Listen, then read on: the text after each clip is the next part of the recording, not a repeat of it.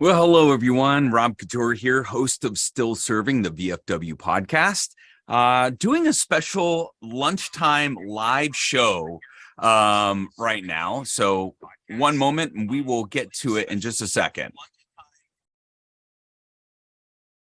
There we go. So yeah, we are doing something different today. I'm going to be bringing on a couple comrades from the VFW. They're both from different locations in the United States. I've had the pleasure of meeting them over the last, I would say the last year since I've been on, and pretty amazing.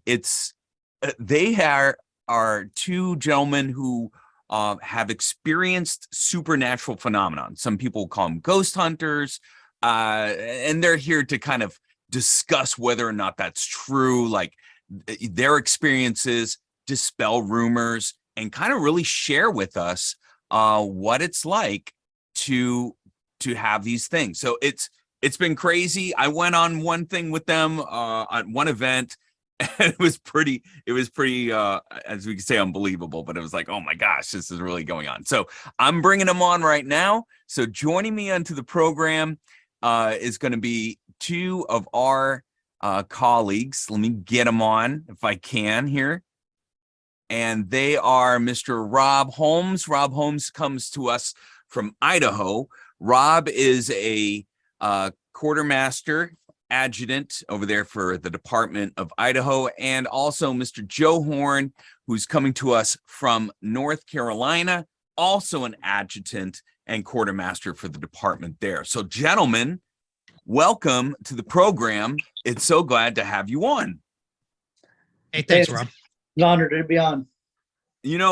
So I have to admit, a little bit of a skeptic. I wasn't so much when I was younger. I got older and was like, not so much. I believe in the spiritual realm. I believe in that. That's part of my faith. And that's what I believe.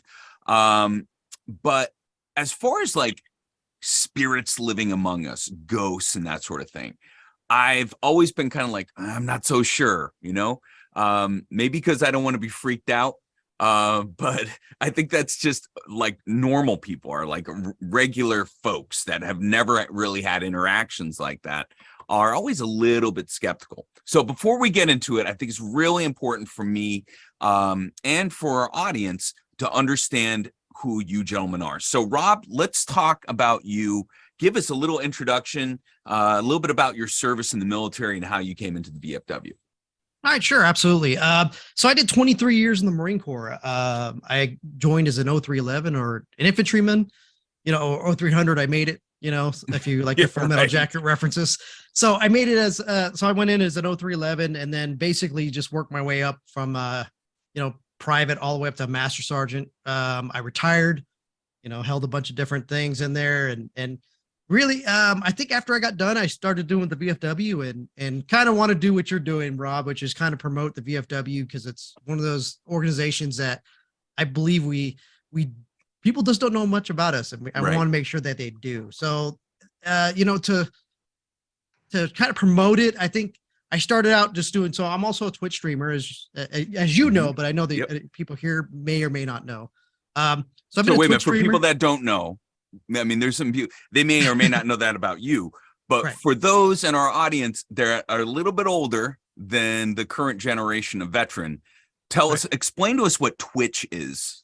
So Twitch is a platform out there that's basically like, it's, if you want to call a live streaming version of YouTube. Okay.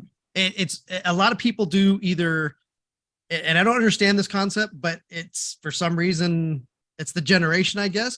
Yeah. But, they watch other people play games on there, but they also interact with you while they're doing it. But at the same time, I do like kind of like what we're doing right now. It's kind of like a live version of a podcast, if you want to call it that. Yeah. And basically, I talk to people, military veterans about either benefits on there too, or besides veterans too. I do market myself as a veteran, so to kind of show people that we're not the negative stereotypes that people see in veterans, not all of us at least, but I think I want to change that purview of what we are as veterans. So I try to get on there and just talk as a human being. And a lot of the people come in my stream either like to come out there because some of them have some issues going on. They like to talk about it, and I like to, make myself kind of available for them to be able to do that. So that's what Twitch is. Twitch is just gives that ability for something to be live versus having to just watch a video on something. Okay. And you're up there in Idaho, like I said, not a native from there, but you do have family. You married into some folks that happen to be from the area, and that's where you call home now. Yes. I wanted to, it took me a while to find a place to live, and went around with the place. And then when I came out here, man, I just fell in love with the, with the whole, I'm 20 minutes from, the biggest city to 20 minutes. I'm in the middle of nowhere. Yeah. You have that, and so it's a great kind of middle ground for people who want to do that. That was kind of why I ended up here. Yeah, it's beautiful country up there, that's for sure. Speaking of beautiful country, I happen to live in North Carolina for a good part of my life, a good chunk of it, if you will, especially my military career. Not necessarily in the prettiest part of North Carolina, mind you. Fayetteville is, I would doubt if anybody would say that Fayetteville rivals Asheville or maybe Topsail. But nevertheless, it's really great to go down there every once in a while. And also my other guest is Joe Horn, who happens to be one of the adjutant quartermasters for his department there in North Carolina. Joe, how are you? Tell us a little bit about yourself.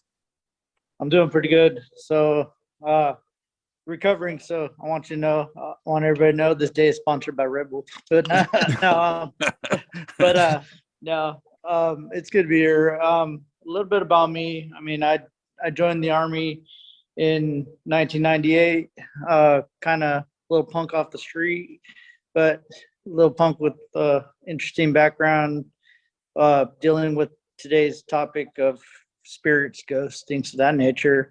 I grew up in a house that we had a woman who would come out the wall near my sister's room, walk down the hallway, and walk back into the wall past my brother's room. And, seeing that and being baptized religious, Catholic, originally, you're taught when we die, we get judged and we go up or down, it's kind of, but joined the Army, had the opportunity to travel all over, do some cool stuff, attend some cool schools, and retired in 2018. And I told my wife, you know what, for you being as wild and crazy as you were to follow me around more than half of my career, when I retire, you choose where we live. And she said she wanted to live near her mom, who lives in Willow Spring, North Carolina. And I was like, hey, let's go live near your mom. So that landed me here. And, North Carolina is beautiful. Like you said, Fayetteville, I'll give Fayetteville its level of diversity. I'll give it that. Beauty, not so much. Absolutely. Yeah, but I mean, I've been a paranormal investigator just because of, my childhood experiences for the latter part of 24 years now. When I was stationed in Germany, I was minorly attacked for a few months demonically. And that after I got rescued pretty much from that ordeal, that set me on the path of a calling that I didn't want anybody else to ever deal with that. So I did some training under a couple archbishops and a couple professional experienced demonologists, and became a demonologist in 2011. And I've been, helping people with everything I can, everywhere from just investigations to, to actually helping spirits cross over and be at peace, to helping people who are afflicted by spirits, kind of getting them away or helping them find like a happy medium. So you've been doing this for like 11 years now. Yeah. Wow. Yeah. Wow. That's pretty impressive. So I got to give a little backstory to everyone. So there I was, right? You don't have to say the other part, but there I was at one of our conferences, one of our more high profile conferences. And I happened to run into these two gentlemen there. Now I had originally, when I came on board to the VFW in February of 2021, towards the fall time frame. So it was fall 2021, maybe a little bit. No, I'm sorry, it was earlier. So it was spring. Was the first time that I had met Rob. I had met him online, actually. They were doing some briefings, and he happened to be there for this online conference. He's like, hey, yeah, we should see where we can come together and, get on Twitch. I'm like, oh, Twitch, I didn't know about that. So he had to educate me a little bit. And then we end up in-person conference, and that's where I meet Joe. And we just happened, the two of us were sitting down. Rob joined us, and we're all sitting down talking. And then they started talking about, oh, by the way, yeah, did you know that this place might be haunted? And I was like, what are you talking about? Sure enough, these guys have some stories to tell. And they're at the conference. They're like, we're just going to do a little bit of investigation. Like, investigation? This is crazy. So then I'm like, they're showing me things on their phones. They're showing me devices. I'm like, I just thought this was in a movie, right? I thought it was just Ghostbusters or maybe on these ghost hunter shows. So they're like, look, so we have another conference that we go to, another high profile conference. This time it's near a hotel. In fact, in one of the hotels that were being used for the conference, that is kind of renowned in its city for being haunted. And we're like, if we're going to do anything, let's go check this out. So we go down to like the lower level floor of this place that is purportedly haunted, right? And we go down there. It's like really dark, black and white checkerboard floor. And these guys start breaking out some equipment. I was like, this is Ghostbuster stuff right here. It's just like there's laser lights going around and they're picking up sounds. And I don't know what's real. And I don't know what's like made up from this thing. If you ever watched Napoleon Dynamite, you remember when they ordered that, like his brother and his uncle ordered that time travel machine? Like, that's kind of like, all right, who's spoofing here? But nevertheless, I'm sitting there with my back pressed up against the wall because I'm starting to get in my own head like something's going to jump out at any moment because this is crazy. So all of that to be said, I would say that Joe and Rob really kind of educated me during that time. And since then, about how this is a legit thing. People contact Rob, contact Joe to come out there and do investigations and check things out in their areas. So, Rob, I'm going to jump over to you. How did you get involved? We heard Joe's story. How did you get involved with this whole thing? Two things, actually. I guess I can go pretty quick. So back in high school, I was very skeptical myself, and I went to one of my friend's birthday parties, and this is where went south. Is they decided to pull out the Ouija board. They were playing with the Ouija board that night. I happened to be at this party, and if you've never heard, you don't play with those things. Those things right. are like, you open a lot of different things when you do that. I learned more about that later on, but what kind of opened me up to the paranormal was. Later that night, they left I don't know if they closed out the board correctly or you're supposed to close those things out when you're done so that nothing comes through. Well, I don't think they closed it out correctly because it was me. So me and my buddy who happened to be on the buddy system with me, his name's Joel. I haven't talked to him in a long time, but we kind of both just, we were there, all in the living room, just hanging out. And we're talking like 1:00 in the morning. And at one point, Joe is underneath his blanket. I can hear his like teeth chattering, like someone someone who's horribly scared and just like, and he's a pretty dark Hispanic guy. So I pull the blanket out from under him, and it's dark in there, and he's pale white, and just looked like he saw a ghost. So we had a couch between us. I look over into that next room where the Ouija board is, and there is a gentleman. And I'm going to say this lightly because very transparent gentleman standing through the board, standing through the table, looking out the window. And I can remember like vivid details of this. It's like if you took a picture of somebody, but then it's in black and white kind of thing. But they're just all white. But then they start turning around, and I grabbed her head and said, "Don't look up." And that was kind of like what led me into, said, "We're not looking up. They're not looking in that direction," kind of thing. And there, and that kind of, brought me into the paranormal. Now, what brought me into it is one place I'm also a member it's VFW American Legion, the building. I'm doing the tour there tonight. It'd be my last tour, the third time I'm doing this, but we used to sit in meetings and you hear running up and above us.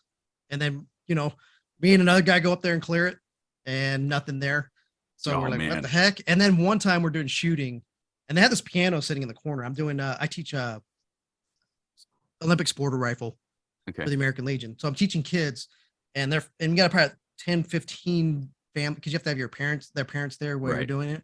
Well, you're in the building, right? So what are you doing? Oh, yeah. Diamond we're the washer building. drills kind of a thing? Well, we're doing just shooting targets, basically. But we had just finished the course of fire. We're sitting there, and all of a sudden the piano plays a couple notes. And everybody in the building stopped. And we just looked over, and I'm like, yeah, I think I'm getting into paranormal stuff. So that's what actually brought me into this. And so I'm like, I started buying gear, and I went and did my first investigation was done there with just a couple spirit boxes. I don't have the experience like Joe. Joe's been doing it for a long time. I think I barely hit over a year doing it, but I've learned, like, it's cool because the more people you work with in the paranormal field, the more you learn. Like I wasn't familiar with, like, when he was talking about crossing over, helping spirits move on, doing all that kind of stuff. Cause that should be the primary goal of everything of this. So it's that's how I got into it. Kind of, it's one of those that, gives you the adrenaline rush when you can get some really cool stuff. And at the same time, you, just like he said, you're helping people out, which is awesome. Yeah. That's just mind-boggling. All right. So I think what's important, Joe, as we get serious about this here, because I know I'm all smiles because I'm still like I can't believe it's for real. Trust me, I can't. I've been doing it most of my life. 11 years or a little bit more, and you're still like, what? So help I've us all understand in layman's terms, all the terminology, right? So like, people know, like, hey, ghost hunters, that's on television, or Ghostbusters, and that's really all they know. But there's like paranormal investigations, there's exorcists, there's mediums, and all these different things, ways that people either are just interacting or investigating or finding. Help us out with that. Well, see, so to explain all that in a nutshell, so the whole world of the paranormal is based off of energy, and everywhere we go as humans, we're leaving an energy footprint. So, it could be said that when we pass, some spirits, they're lost. Some spirits don't know that they're dead, and so they stick around and wonder what's going on. What we do, as far as the investigation type portion of it, is we use equipment, and or a lot of times, if we have access to a legit person with psychic abilities, whether it be clairvoyant, audiovoyant, or other, there's several of them. We try to use everything we can to pick up on energy. Now, paranormal isn't just limited to ghosts. It's also limited to, the Bigfoot sightings that people say that they've had, the UFO, Loch Ness monster, that sort of thing. Aliens, all those things. Anything that can't be explained by your normal science and everything else becomes part of the paranormal realm. Okay. So when we use our equipment, we're looking for the different energies, things that can't be explained by common reason and science.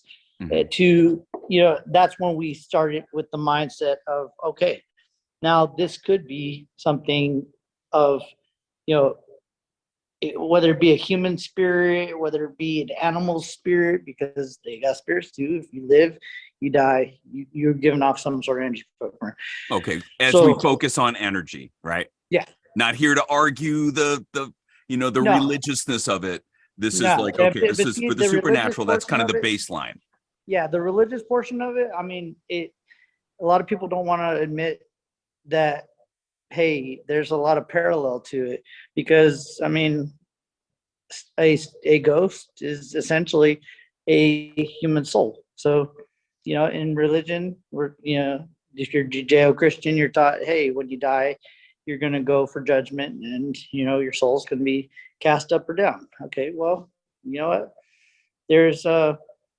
There's different layers and levels to that sometimes religion minorly explains, but doesn't really. It confuses us more. But I mean, the energy is the soul, and our soul, based on whatever you practice, is people have different beliefs, and that's the beauty of this country. They're entitled to that faith, and Yeah, right, exactly. And so Joe, there's something that you brought up in the beginning, right? And I think that, I mean, given it's October 31st, people are going to be out there. It's like, oh my goodness. yeah, But there are some of these things that freak people out. There are, we see movies like Poltergeist and The Exorcist and every other movie that might be out there, and people's minds immediately jump as soon as they hear some creak or something. Their house, it's just the house settling, or right. somebody must have moved that. I didn't move, right? But I think what's interesting, especially for the VFW, is that you have been to different posts and people have brought you on to investigate some of these weird happenings there. Can you share a story with us? Oh yeah. So most recently, I went to a post here in North Carolina, 670, actually down in Fayetteville, and I was, looking around because they've had some instances where their glasses have flown off the counter and broken. People have been, they've had their hair like tugged, and people have been touched, and people have actually seen actual people who were not there on their stage and their thing. So their commander was like, Joe, please investigate our post. And, okay, cool. And I have a partner. Actually, he's my business partner too, Ken Holden, down in South Carolina, and he's a psychic, and he's really good at what he does. He's enhanced his abilities since he was younger, and so I called him on the phone, and I was using my equipment while he was using his abilities, and we walked through the whole VFW post, and I walked through the door. One of my meters spiked with a little bit of energy, but his quick psychic ability, he sat there and told their canteen manager, he was like, why does everybody at this post die of heart issues? And she dang near turned ghost white, because she was like, how does he know? She goes, a guy a few passed away in our ballroom. He just had a massive heart attack and died. And then people have been have other heart issues and stuff like that. And so that kind of, we started digging into what in the post might cause potential for people to have heart issues, other than the fact that veterans, we're going to have all sorts of health issues in general. But I mean, maybe could it be something in the post? Come to find out, there was some Civil War battles in the area.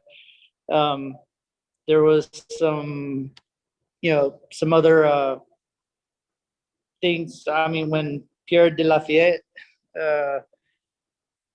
kind of was in that area, there were some skirmishes around the post property area. A bunch of energy that would attract both positive and negative, stuff like that. And to boot, there was a pet cemetery across the street from the post. So all this into one big, perfect storm. No, they had a gentleman who when they always seen him, they thought that he was only like he was either crawling or something, because like when they seen him, because that's the kind of profile he gave.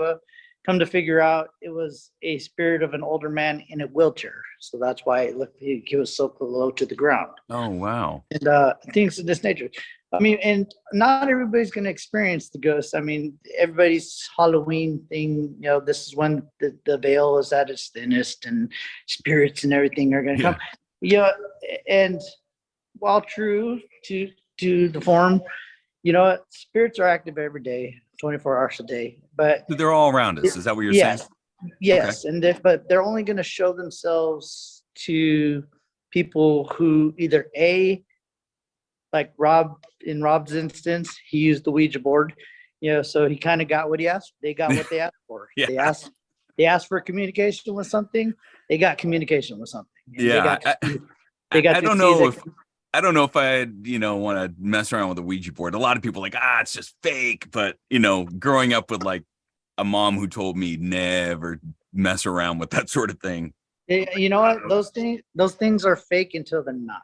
And it's kind of like the good old saying, you can have 100 people tell you don't push the big red button, but if you throw the big red button up in front of people long enough, they're going to be like, you know what? It's not going to hurt. Let me just do it one time. And they don't push the red button. And then you gotta call people to save you from yourself, potentially. I mean, some people, God for, lucky that they've used this stuff and they haven't. But if you find a way to protect yourself, whether it be through your faith, whether it be through, strength of energy in yourself, things like that. It eases the blow if you do have to absorb it. Some people, I think a lot of times some people will, they'll kind of like reason it away and move on. And for them, it's like, I don't want to mess around with that. So I'm just going to pretend like it's not around, or just, it's not real. So I'm going to move on. And most of the time, those interactions, they don't really, there's nothing really substantial that would cause them. It's kind of like, oh, hey, we had an earthquake last night. Oh, really? Yeah, it was about a 2.1. Oh, well, I didn't feel it. Yeah, well, I saw my chandelier move a little bit. You know what I mean? So, Rob, tell us a little bit about you just said you were at a post, like doing an investigation yourself? That's what started me. Okay. Tell us go into depth a little bit about that. Actually, you know what, before you do, because you did, we need to hear a little bit about this equipment, because how do we know that this equipment works? That's a great point. I tell you just like Joe was talking about, like having, so first of all, kind of the caveat, the whole paranormal realm, it is about energy, and that the reason why it's not a recognized science is because you're dealing with the psychic realm. And, if you, majority of psychics that you see, they have a 1-900 number, or, so it's hard to get credibility for some of these to become. Dionne Warwick is around there ready to take your calls. Yeah. It's hard to get like that recognized as a science if, you got people going, hey, I'm going to do your reading. So it's a very tough thing. Like, so that's part of it. So when we're talking about psychics and we're talking about mediums and people who help us out, they're actually a good validation tool. But at the same time, I've tested tools. There's a lot of tools out there, and the best way that I've learned to test these tools is like, well, I found one place I know it's very active. I'm not going to call it haunted. Right? Haunted has a very connotation of a lot of craziness going on. Yeah, right. Exactly. And a lot of that kind of thing. There's active locations where you may just hear voices, you may just hear, some things might get moved, things of that sort. But, haunted is a very, I want to say it just has that connotation of all things going bad. You know what I mean? So, I think most places that you're going to get more active than you are going to get haunted. But a lot of the times what I do is I test my gear out. So, and in places that I know are actually haunted to see if it actually worked correctly or not. And that's how I kind of know that my gear worked. And then you use it in conjunction with other pieces of gear, which kind of validates whether it's good or not. And then the final version, which just happened for us, which is really cool for me, was when we met Bill. He's also an adjunct quartermaster and he's a medium. When he came out, kind of validated the gear again. So it's kind of like, right, the stuff works. And if what we should be doing as paranormal investigation, which we do, is you have to understand the premise behind how the gear works.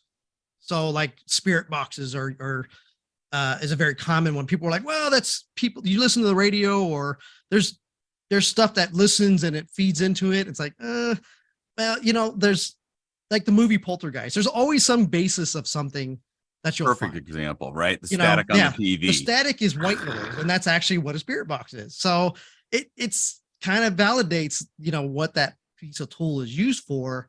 And you, at the same time, you clearly hear voices when you're listening to a spirit box.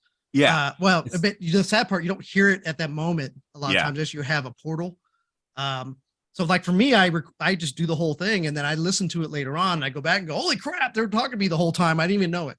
Okay, You so know? I got to share this because when we were at that hotel and the two of you each had your own, you had your own set of devices. You had something that was like laying out a laser grid over a stairway.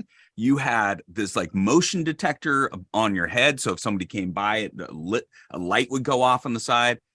Joe, you had it looked like a the spirit Geiger box. counter, right? In this box, but it was picking up all the static noise. And I'm like, is this just RF frequencies that he's picking up? But it's more than just RF frequencies. Can you explain that? Because Joe, I mean, Rob touched on it just a bit there, but So the you hear spirit these box, things that just jump in and you're like, what was that?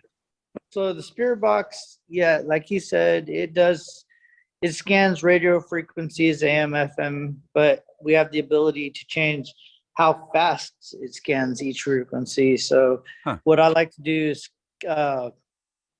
scan 200 stations per second, and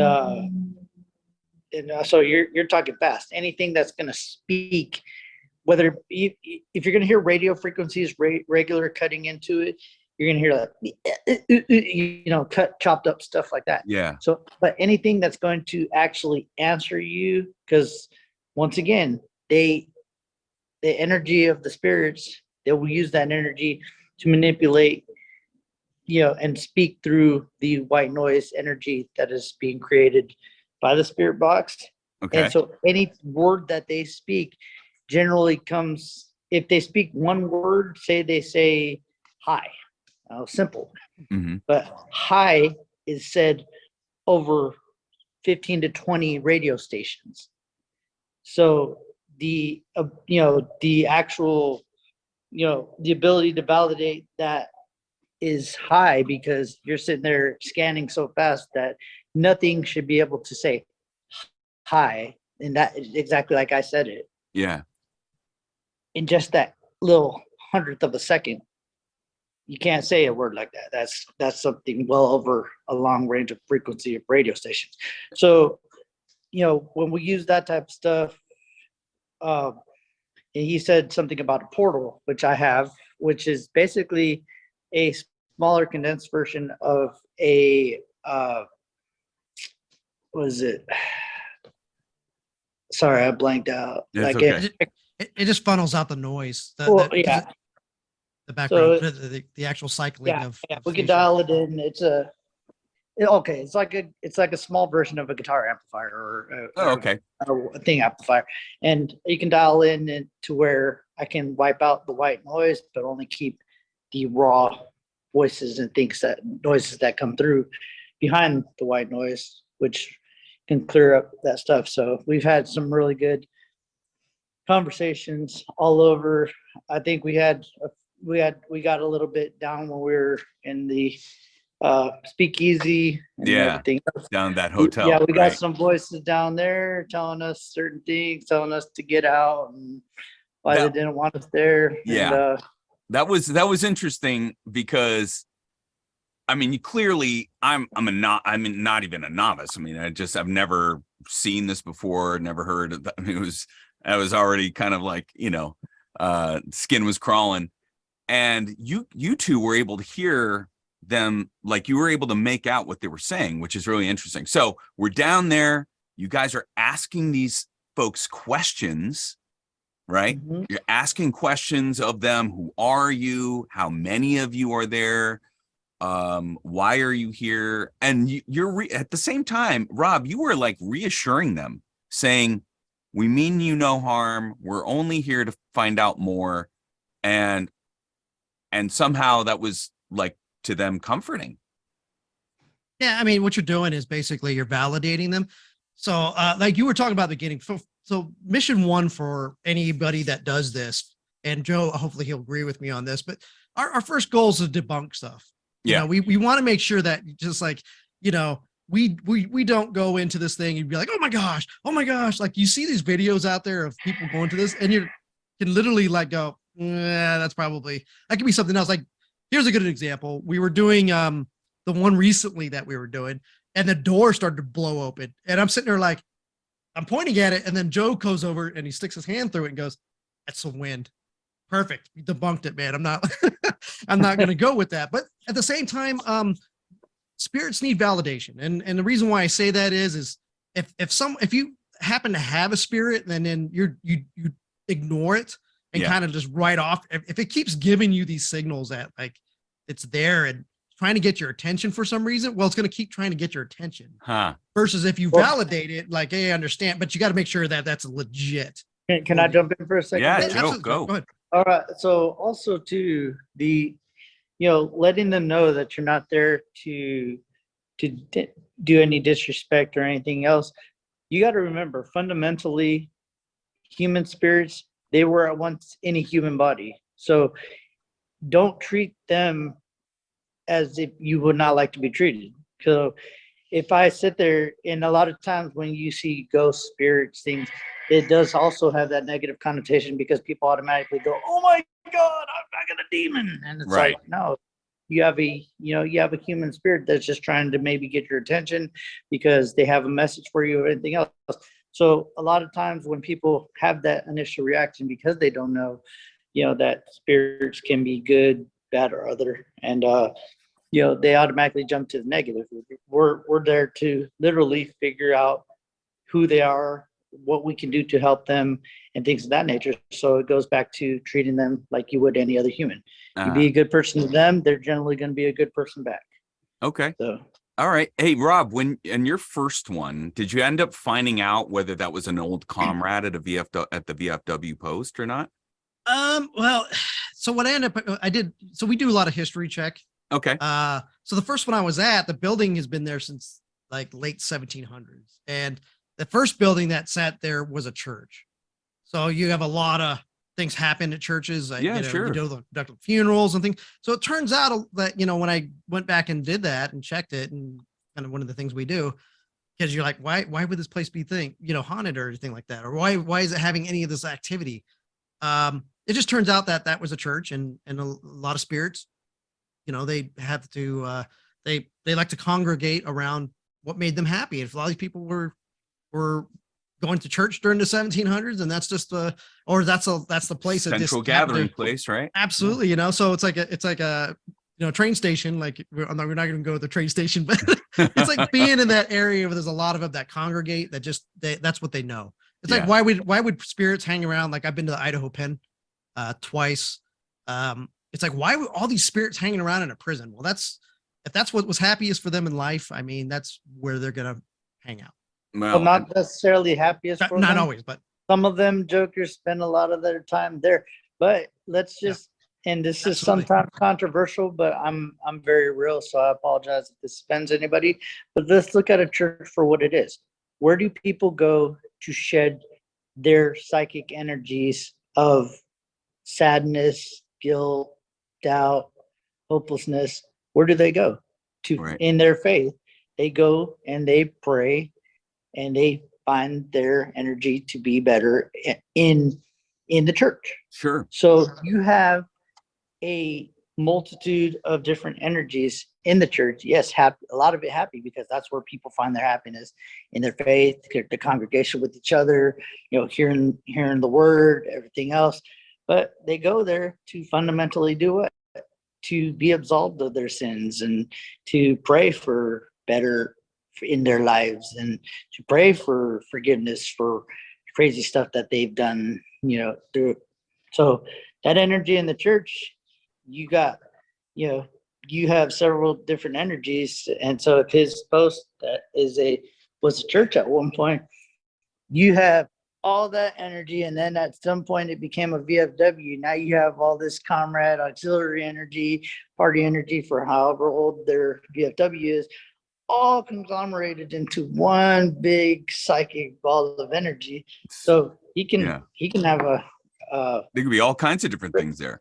Yeah. Yeah, so a lot of Absolutely. emotional release. So it seems like it's a lot of tied to emotional. So like that's why when people go to graveyards, is the sadness of a graveyard, and your lost loved ones, and you're crying there, and there's all that goes on.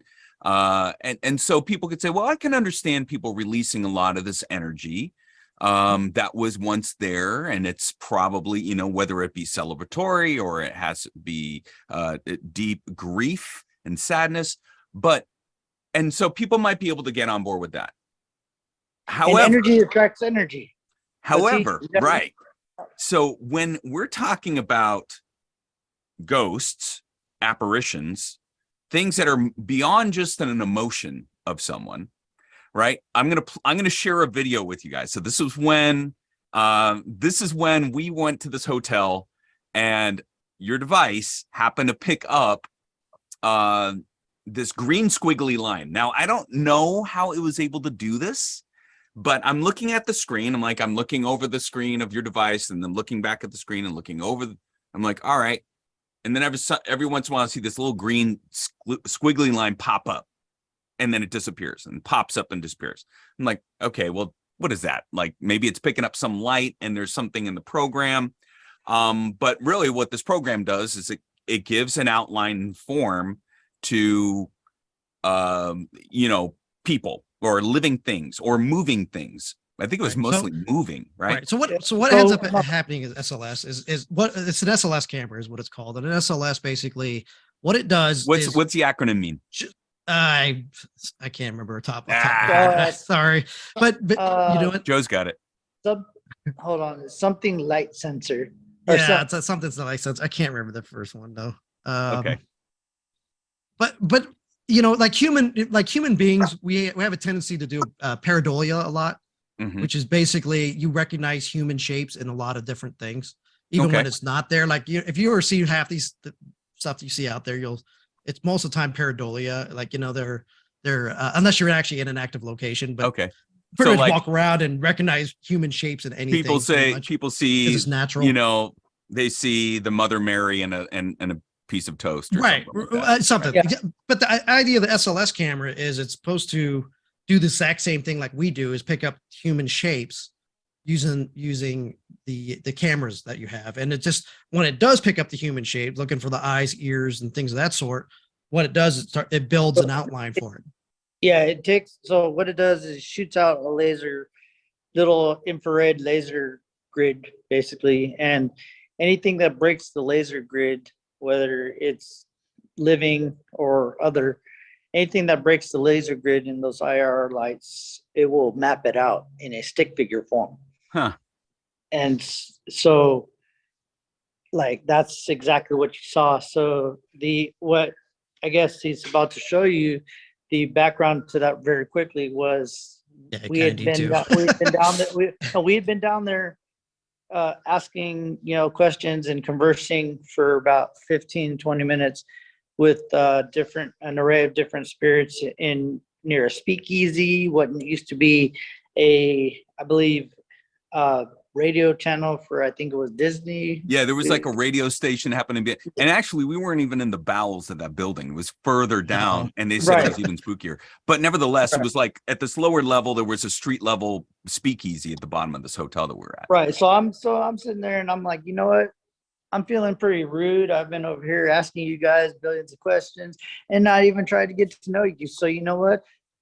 If you guys want a drink, I'd like to buy everybody a drink up here at the bar. I said, so if anybody wants a drink, follow me to the bar. Right. And so that's the setup right there. So I'm going to go ahead and I'm going to do a screen share here. So people that, we're going to talk through it for people that are just listening to it. But this is pretty cool. So anyway, let's see if we could pull it up here. All right. So can you see this side of the screen right here? Let's see if we could do full screen. Yes. All right, here we go. Yeah. So this is it. This is one of the lower levels. That's me. There's right there. So we have a picture. We got Joe walking into frame here. And look, he's clearly outlined as a person. I mean, it's picking him up. It's picking up Joe, and it gave him an outline. Now watch what happens right after this. So as I get to the front table, Boom. you see something else right there. Start what would be following me. It You're appeared to like start doubled following. up. Yeah. Yep. It's almost like another frame of a person behind you. You really like Joe. Now look at that. Boom. There's another one right there, and like in the chair. Did it just jump Yep. over? And then we're It asked to walked leave. away. Yeah. And then so I think what happened too, and I'm not 100% positive because I didn't have enough time to really get to do that, but that person who I was walking towards, that happened to be hotel security. Yeah, right. And so when I deviated from going to the bar and started walking towards hotel security, if I had to take the guess, I think the spirit saw me kind of deviate from where I was going to the bar and went, oh, you're not going there no more. Let me leave. And it walked away. And All right, let's let's take a look at that again. You guys can offer your suggestions. So I'm going to go ahead and kind of play it. Here we go. You're walking in. There you are. And the other thing that validates this, just so you know, is that like he said, follow me to the bar. That's why I did kind of made that like, a little more validated. That's right. And there it is. And then all of a sudden, there's the jump right there. It's like, I'm not hanging around. There's security right there. I'm out of here. Which I don't know if it was a spirit. It didn't really have anything to be afraid of. I mean, this is illegal. We're not supposed to be drinking. I mean, Right. that was Prohibition era. Yeah. Speakeasy. So, that was a phenomenal catch. I was blown away at that point. I was ready to go. I was ready to go. Well, eventually I'll have that video combined because I had the GoPro on the table, so it kind of will combine both of them together. Yeah, and I'll have to do an overlap for both of that eventually. But it takes editing paranormal videos takes forever. I'm sure. I mean, it's not a fast process. I'm listening over and over and over again. It's a very, very challenging. It seems like it because you're spending a lot of time in blackness. You're probably, I mean, we've seen these shows, right? And they just seem like they're there for a jump factor. Joe, I know you have some experience with this. And not to name names of any particular show, but I mean, some of these things, are they fake? Are they real? And they're just like, we're just going to capitalize on it. What's the deal with these shows? So the shows fundamentally, and I hate to burst everybody's bubble, but I'm going to be 100% real. The network's got to make ratings. Well, yeah.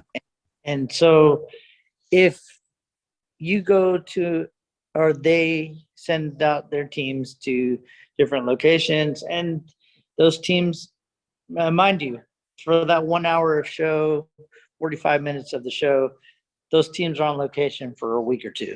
Mm-hmm. Easy. Yeah. And if they don't catch good evidence there, then the network has pretty much a network clause. I've asked to be on a few different shows, and once you get to the fine print of everything, it says that any evidence collected immediately becomes intellectual property of the network, which means you don't get to touch your own evidence, which means they can manipulate and do whatever they want. And once again, for their ratings. And hey, more power to them. But with these shows, you have to look at, does the evidence that they're collecting, one, does it make sense to the location? Okay. If I'm going to throw out a popular one that was on a popular ghost show, Poveglia, Italy. Okay. A small island where they buried off people who had the Black Plague to die. Oh yeah. Okay. Yeah. And am I going to be asking questions like, hello, people of Poveglia, Italy, can you guys talk to me? And all of a sudden I get something that says, hey, how you doing? Yeah. Theory, does that make sense for the location? Because or should I be listening for something in Italian? Yeah, I would think you'd have an interpreter, right? Because the ghost would be like, they don't know what to say. you know, Excuse, I mean, excuse. yeah. So, but, I mean, so does the evidence make sense to the location? Okay. And two, if they're catching so much evidence that it's unreal, chances are it is. Yeah. Once that's that network trying to, they're going to reel you in. I mean, so but evidence will come,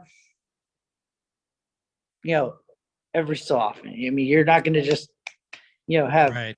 tons of evidence. Every show that has tons of evidence, I laugh and just, all right, you know what? I'm like, I was like, I need to learn their secret because, everywhere I've gone to some of the most haunted places in the world. And, you know what? I've got some, when I say I've gotten a lot of activity, I've got, let me see, most recently went to a lockdown with one of my buddies and a few different teams in Crescent, Pennsylvania at the it's the Haunted Crescent Sanatorium and Prison in Crescent, Pennsylvania. Okay. We locked down from 7 p.m. to 4 a.m.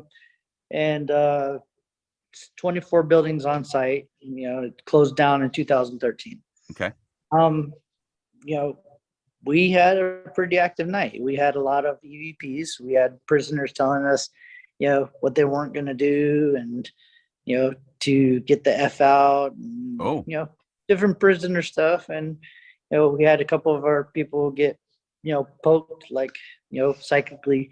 I told my buddy he got psychically prison shanked, but, but Or did he get poked?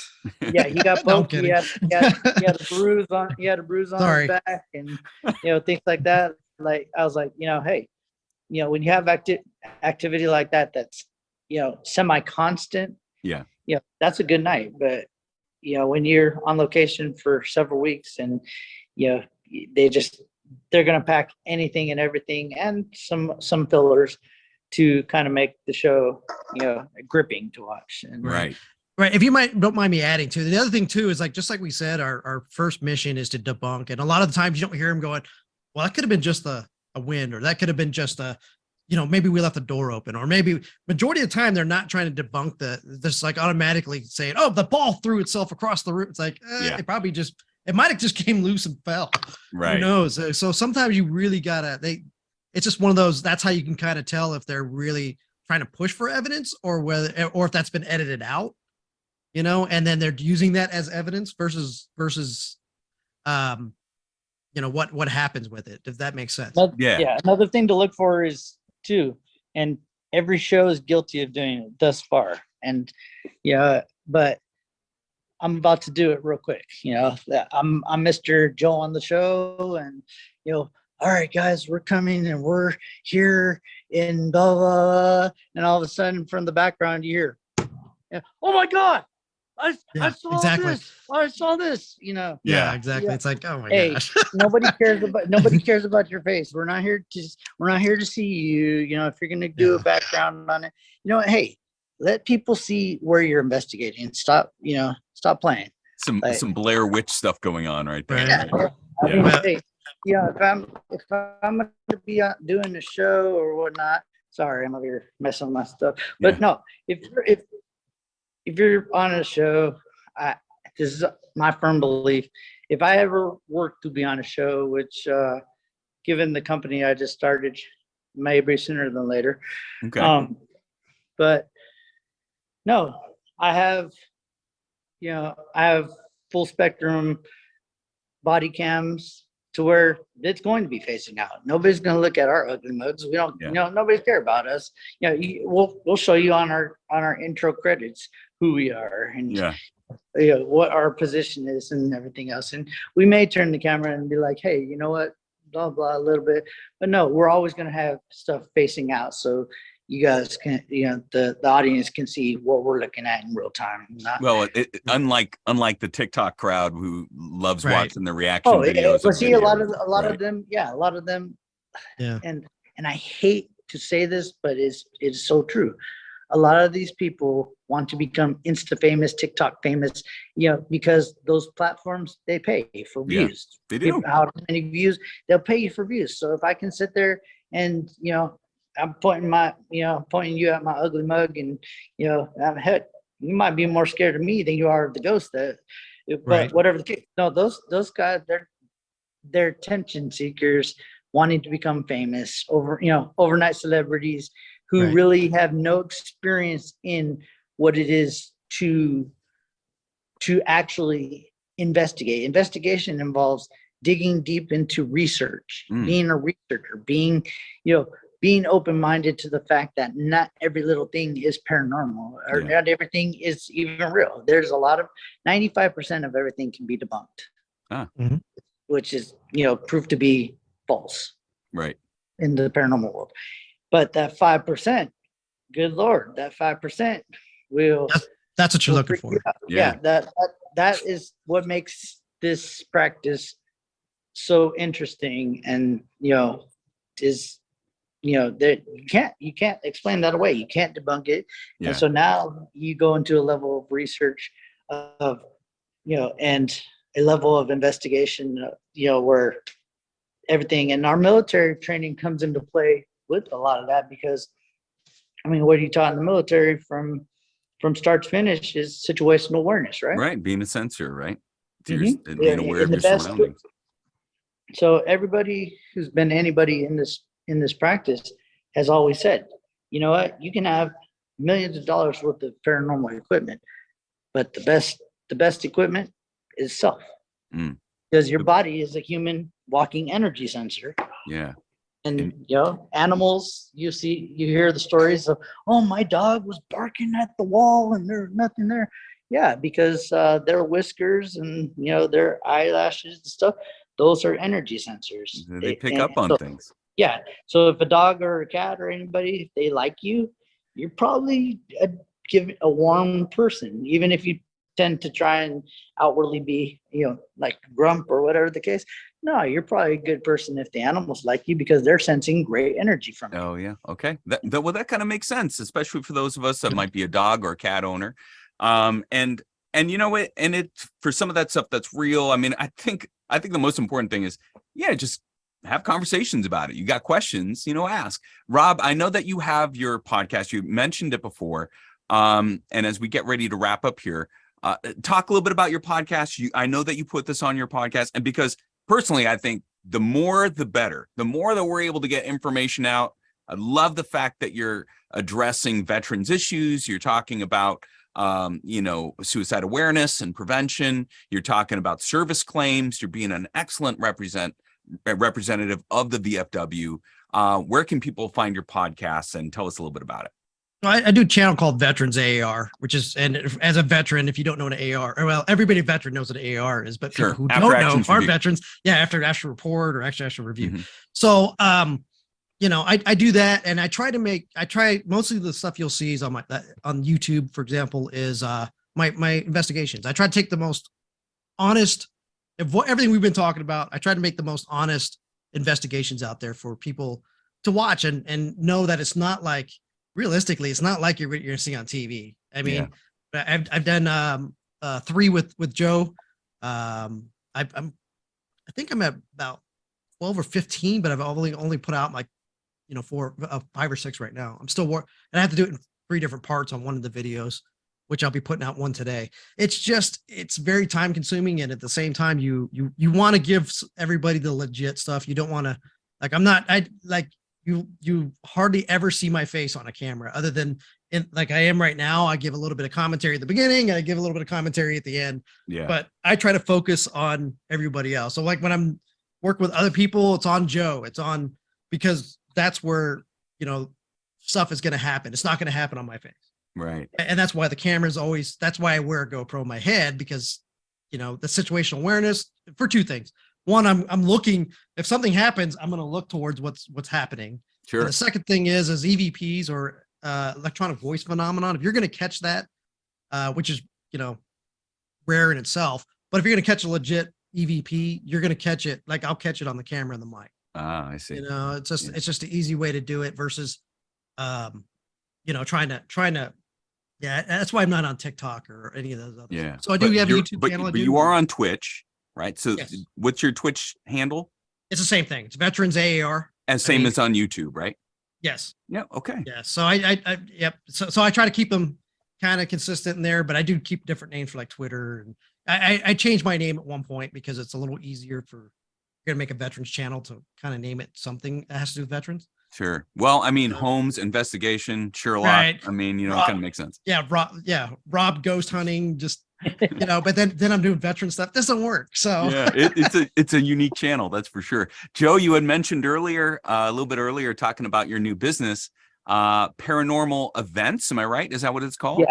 Yeah. So tell us a little bit about that, if you wouldn't mind. Yeah. So, like I said a little bit earlier, my business partner, my sidekick, Ken Holmes, we got together after doing some stuff and really realized that, people need education, and the best way to do education is nowadays in the technological age is by the different platforms, and people go to events, and most normally the conventions of different kinds, Comic Cons, Paracons, all these cons. So, we kind of developed a little business plan to give a platform to allow teams and other people to rent out basically part of our platforms and do their podcast, whether it be paranormal wise, whether it be not right now, we're letting them do anything. I don't care if you're just like crocheting socks or anything. But you can rent out part of our platform and do your little podcasts or vodcasts or whatever the case. And we'll,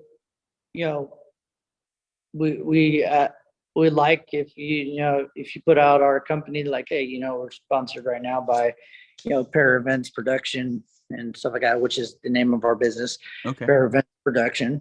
And we have our website at paraevents.org. It's some of it's still ongoing, but that's where we're right now.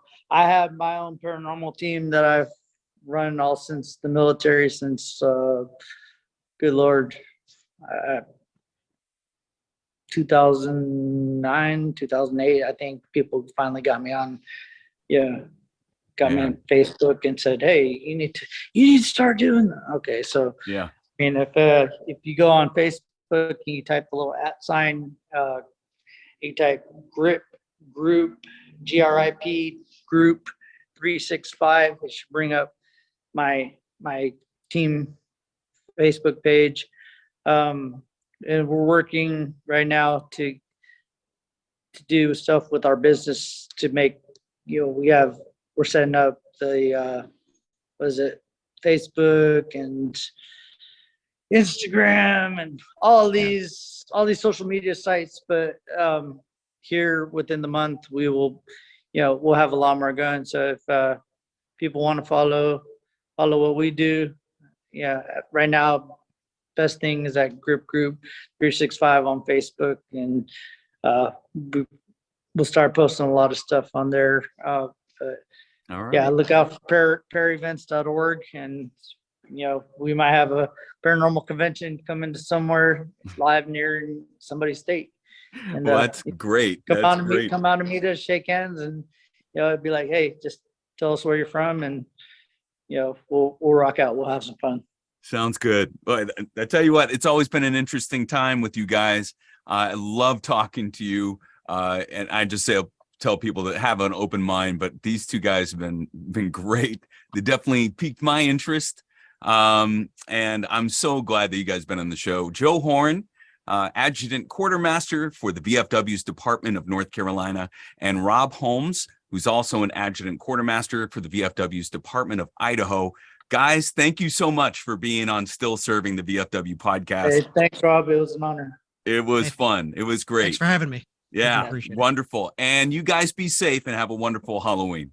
And Yeah, you too. y'all as well. Everybody as well. Happy Halloween. Don't do anything I would do. Otherwise, you might end up calling somebody like me for saving you. All right. All And right. take Well, everybody care. take care out there. All right. Bye-bye. Have a